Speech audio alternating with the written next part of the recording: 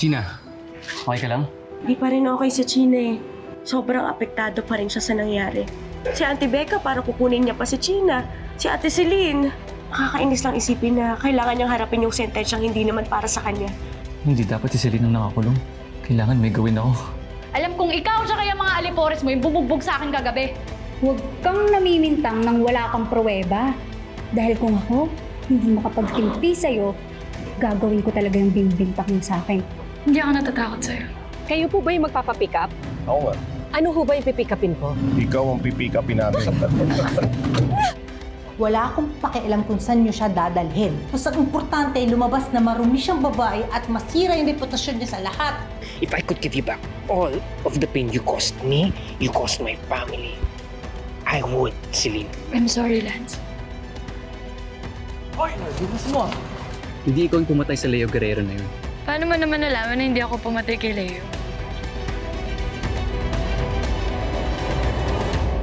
Tagal na tayo magkakilala, Celine.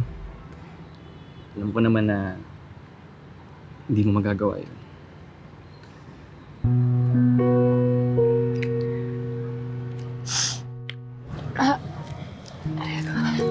Okay ka lang? Salamat. Ang sarap sa pakiramdam na kahit pa paano may naniniwala sa akin. Pero, bakit mo hinako yun? Para sa mga kapatid ko. Ayoko nahihirapan si Carrie at Gina. Mas okay nang ako na lang yung mahirapan kaysa sila. Di ba gano'n naman talaga pag mahal mo?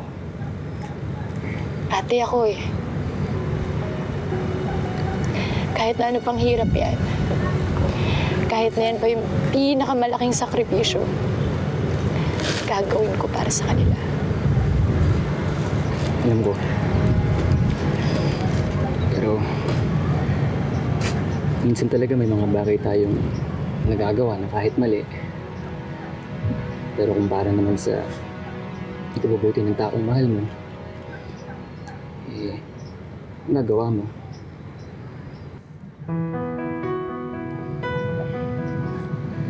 Sorry, Celine. Bakit ka nagsasorry? Ano ka ba? Wala kang kinalaman dito sa gulo na pinasok namin. Wala eh. Wala akong magawa eh. Wala kang kailangan gawin, Tupe. Wala kang kasalanan.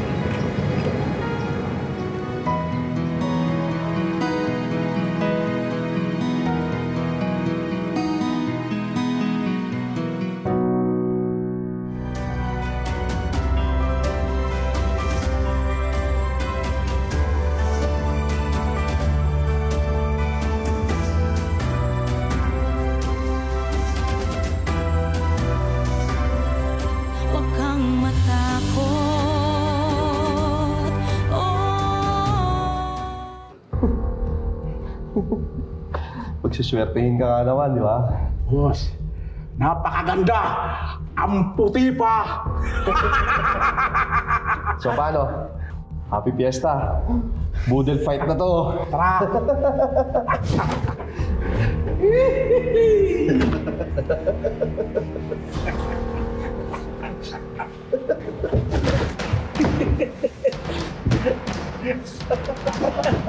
Ah!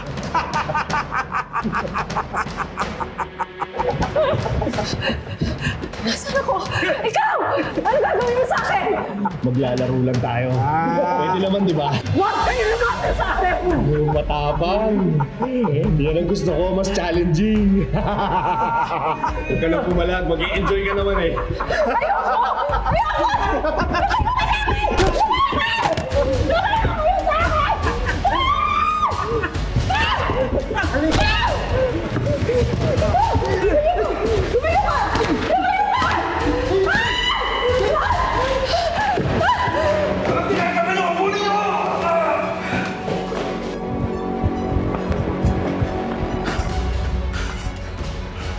Saan kaya nagpunta yun?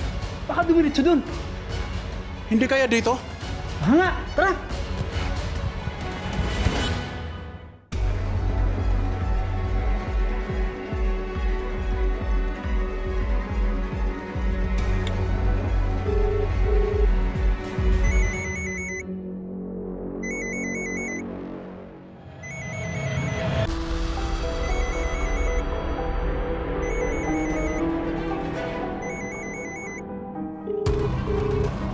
Sagutin mo yung phone.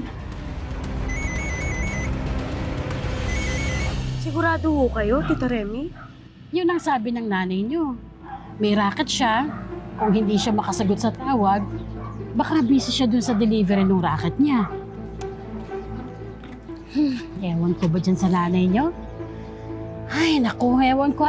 Hindi pa nga sobrang magaling ang nanay mo eh. Super kayod na agad. Sana nga ho, nasa trabaho lang si nanay. Kasi nakakapagtaka po eh, hindi po siya nagko-call back sa mga tawag ko.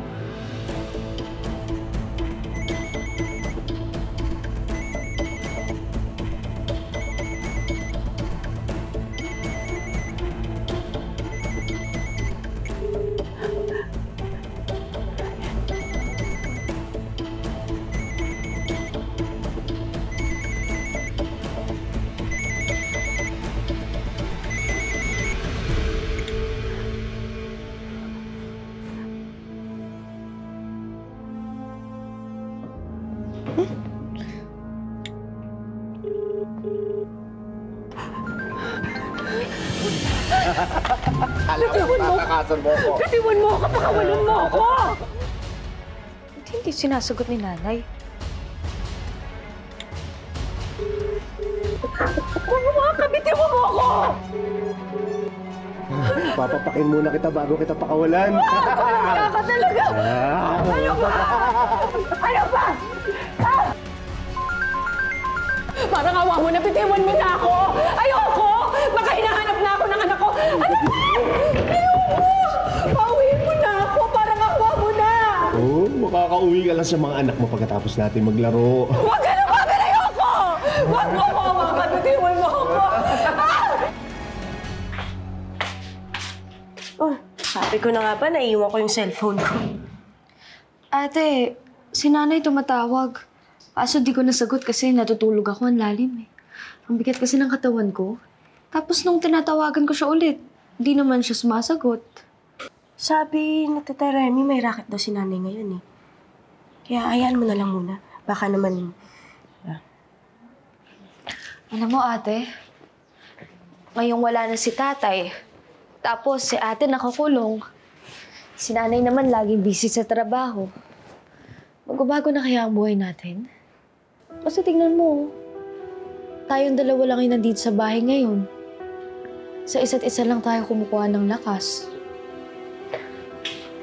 Gina, naging emosyonal ka na naman. Hindi ate, naisip ko lang bigla. Ikaw ba ate, hindi mo ba naisip na hanapin yung tatay mo? Na what if sa kanya ka lumaki? Baka iba yung takbo ng buhay mo.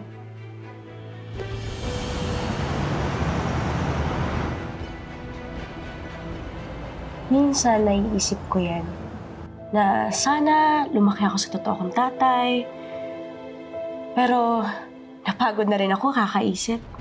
Kasi parang imposible namang mangyari na makita ko siya ulit eh. At masaya na ako nakasama ko kayo ni Nanay at Ate Celine. Kaya okay na ako. Pero ate, paano kung bumalik yung totoo mong tatay? Paano kung kunin ka niya? Sasama ka ba? Hindi ko alam eh. Siguro masasagot ko yan kapag nasa harap ko na yung totoo kong tatay.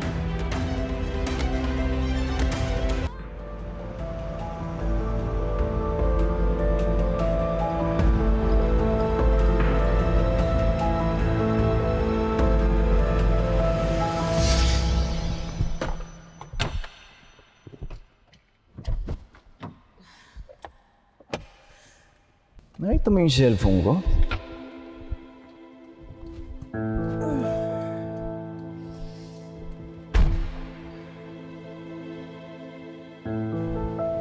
Ito ang phone mo. Saan mo kasi nilalagay? Sa susunod, itago mo at ilapag mo ng maayos ang cellphone mo, ha?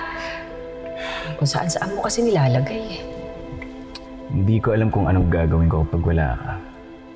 Simple mga bagay katulad ng ganito, ikaw lang makakaisip ng solusyon o makakagawa ng paraan. Parang ikaw lang magtutuwid ng direksyon ng buhay ko, Alena. Burito ka na naman. Paano naman kasi, Rico, natatakot na ako? Hindi ko alam kung hanggang kailan ko kakayanin ilagay sa peligro ang buhay ko at ng mga magiging anak natin. Dahil dyan sa delikadong trabaho mo eh. Paano ko mababago yung direksyon ng buhay mo kung hindi ka naman makikinig sa akin? Minsan tuloy iniisip ko eh, kung talaga bang mahal mo ako at ang magiging anak natin. Kasi Rico, nararamdaman ko na mas matimbang sa'yo yung iligal mong trabaho kaysa sa amin. Tandaan mo, Rico, hindi ako laging nasa likuran mo. May hangganan din yung pagpapasensya ko at takot. Kung meron man ako seryosohin, yan ay yung isang babaeng ginaan ko. Yung babaeng iniwan ako, pero hindi ka na mahanap. Sa kanya siguro ako magpapatali ng seryoso. Teka. Nasaan na kaya si Lena?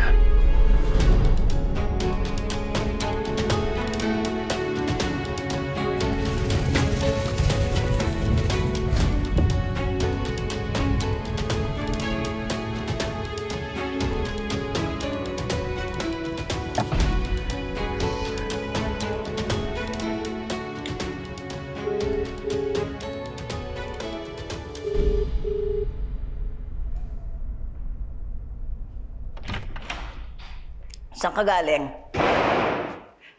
Hoy, tinatanong kita, saan ka galing? Ano ba, nanggaling ka ba doon sa kriminal mong kaibigan? I just wanted to check up on her, Mom. I want to make sure that woman is suffering. It's not fair. I lost my brother, tapos siya nakakakain ng 3 times a day in some juvenile center, okay lang?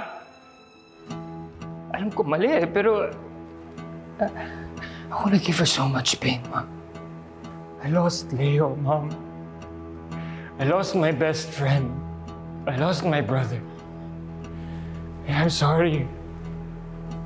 Kasi wala akong nagawa eh. I'm sorry because nakikita kitang nahihirapan dahil sa pagkawala ni Leo. And I didn't do anything, Mom. I'm sorry. Sinabi ko na sa'yo. Sa umpisa pa lang, wala siyang magagawang mabuti. There's something about her blood. There's something about her blood that stinks. Na marumi. Yung pala dahil sa dugong kriminal.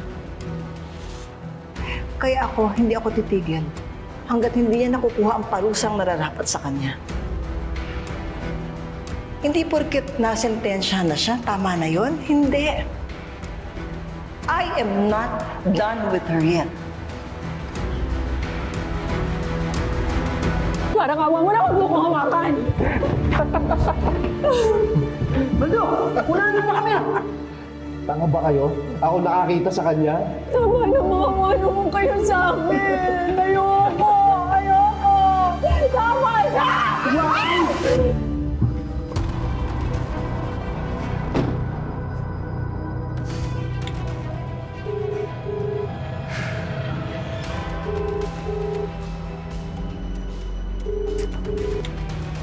Gagong to.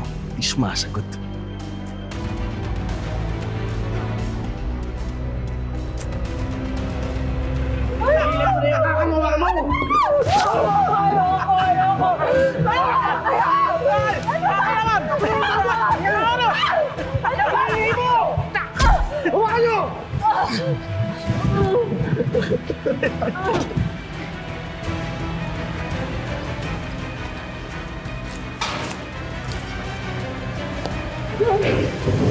Hoy! Ginagawa niyo! Kanina pa ako tumatawag sa telepono ah! Boss, nakapulot kami ng pulutan. Baka gusto mong tikman. Bihira. Sino naman nakuha yan? Tikman mo na lang, boss. Sabi, Ella? Tarantado kayo! Boss! Ako na!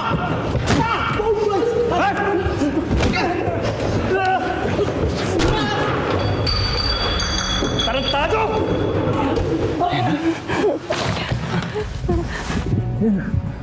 Lena. Okay ka lang. Ligtas ka na, Lena. Rico, tulungan mo ako. Tulungan mo ako. Ligtas ka na. Ako nang bahala. Tara na. Tara. Alalayan na kita.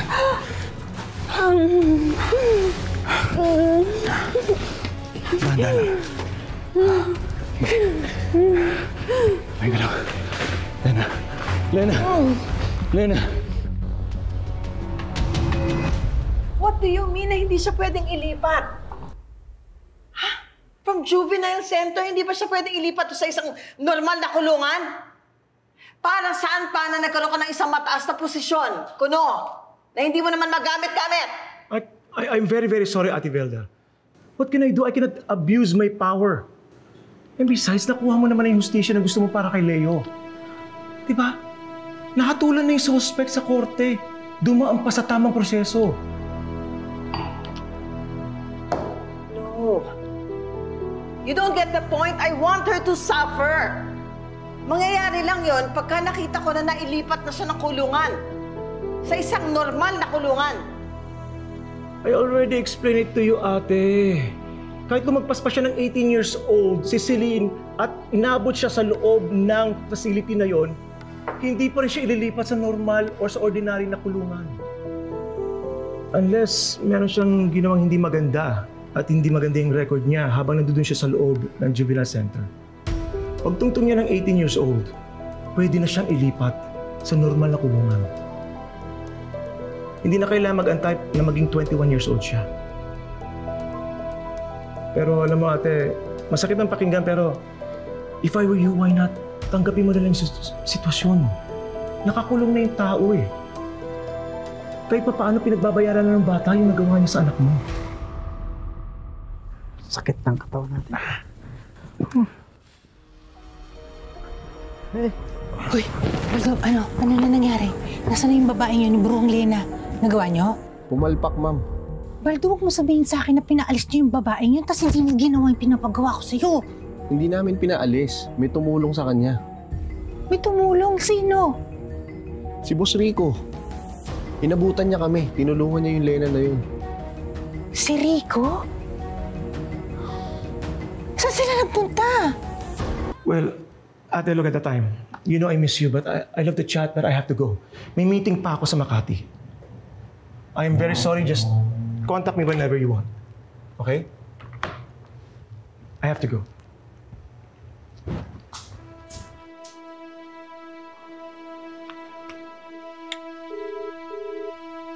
Hello, Abalante. Gusto kong kausapin mo isa-isa ang lahat ng mga taong kontak mo dun sa loob. Sabihin mo sa kanila magdadagdag ako ng bayad. Gusto kong bigyan nila ng hindi magandang record ng babaeng yun. The goal is kailangang mapunta siya sa isang regular na kulungan. You get me?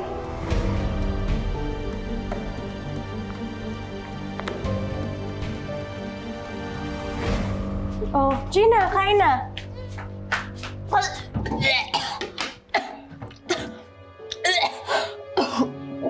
Okay ka lang ba, Gina? Kanina pa masama pakiramdam mo, ah. Ano ate, okay lang ako. Baka kulang lang ako sa tulog. Alam mo, baka gutom lang yan. Kumain na tayo dito.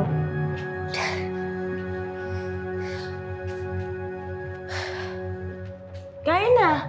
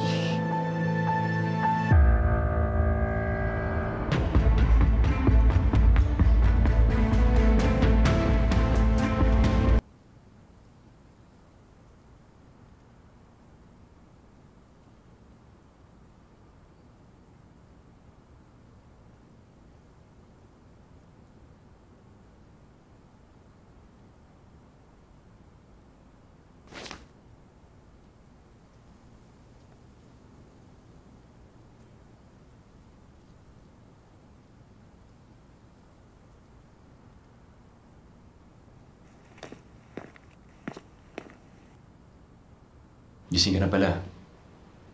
Rico? Mabuti naman naalala mo ba ako?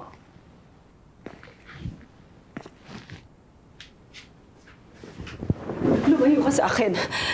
Anong gagawin mo? Gagamutin ko lang yung sugat mo. Hindi ako naniniwala. Anong ginagawa ko rito? Bakit mo ako dinala dito? Dito na kita dinala. Alam mo, nung takot ako pumunta ng ospital. Mga tawahan ko. Pinaglaro ko kay Ata. Mga tauhan mo yung gusto kong pagsamantalahan. Nagkakamali ka, Lena. Wala akong kinalaman sa ginawa nila. Naabutan na lang kita at nagulat ako na nandun ka. Sinungaling ka! Walang ya kayo? Gusto ninyo akong gahasain? Sa tingin mo ba ganun ako kababa? Para gawin ng ganyan kababaw na plano?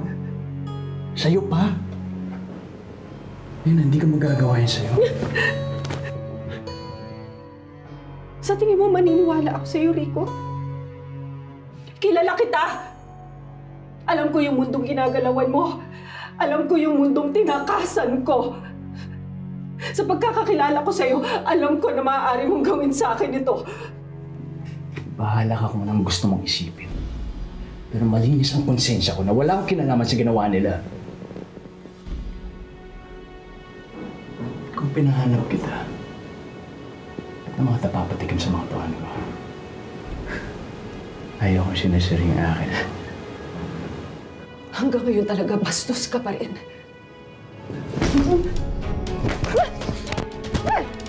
Tignan mo ko! Parang hindi ka na sanay sa akin, Lena. Sa bagay, matagal ka na rin nawala pagkatapos mo akong iwan. 15 o 16 na taon. Hindi ko na matandaan. Matagal na yun. Kinalimutan ko na at wala akong pakialam. Dami mong ebas!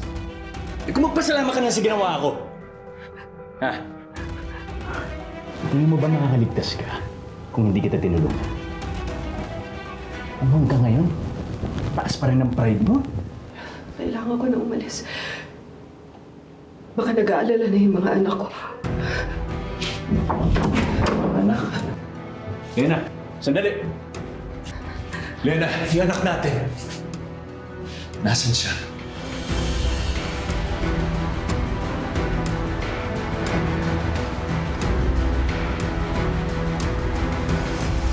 Hindi ka na maghahasa at nagdudugo pa yung sugat mo. Tama na yung isang beses ako may utang na loob sa'yo. Ayoko na madagdagan yun. Lena, kahit sa ganung paraan, makabawi man lang ako sa'yo. Sige na, huwag kang mag-aalala. Hoy! Ano to? Mapaparanoid lang po ako kanina. Kasi akala ko may nangyari na pong masama sa inyo. Hindi ko kayo iiwan. Sana anak, hindi niyo rin ako iiwan. Saan naman ako pupunta? Hindi mo ako asawa. Kaya huwag kang umasta na remote control ko na susunod lang sa mga sinasabi mo. Kung si Lena nga yung sinasabi mong ex mo, eh may anak kayo. Oo.